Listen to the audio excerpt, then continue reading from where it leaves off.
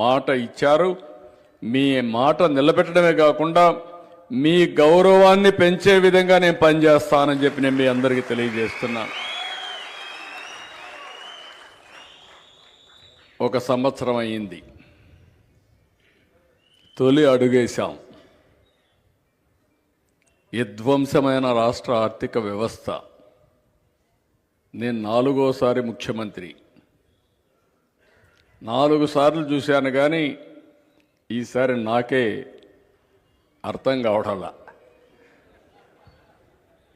ఎంత లోపలికి పోతే అంత ఇంకా ఏ మాటలు చెప్పాలని నాకు తెలియదు. ఒక వ్యవస్థ కాదు, అన్ని వ్యవస్థలు విధ్వంసం అయిపోయినాయి. విపరీతంగా ఎక్కడ చూస్తే అక్కడ విశాఖపట్నంలో తహసీల్దార్ ఆఫీసుని, కలెక్టర్ ఆఫీసుని, హాస్పిటల్ని,